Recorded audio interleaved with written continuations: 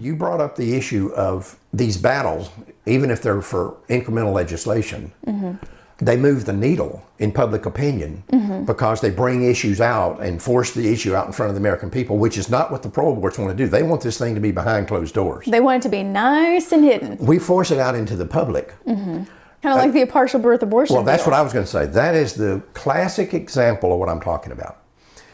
When the partial birth abortion bill came out, the pro-life movement jumped all over this, and they should have. But it was an incremental bill. Yeah. And matter of fact, it was the ultimate in incremental bills because it didn't save one baby. This prohibited a procedure. It didn't prohibit Abortion. It just prohibited one abortion procedure.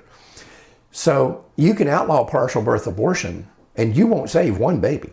Yeah. Because if you take a guy like George Tiller back in those days, or any of the ones that are still around doing late-term abortions, and you say you can't do a DNX or partial birth abortion, they'll say, okay, fine, I'll do it with a DNC, or I'll do it with a saline, or I'll do it with this, that, and the other. They were doing it because it reduced the chances of medical malpractice. That, and you got better body parts to sell. But, well, and I would argue, too, that for somebody who's willing to kill an unborn life, do you really think that they're caring about whether or not that's been made illegal or not? There is out there somebody right now who's doing a partial birth abortion. Absolutely, there's no doubt about it. They're doing abortions where the baby comes out alive and then killing the baby outside the womb. Yeah. We've got a video of them. You can go YouTube and watch our video, Babies Born Alive Daily.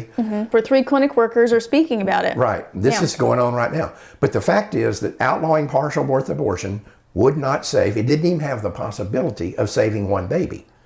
But the argument over partial birth abortion and the images that it created and the arguments in Congress were incredibly valuable.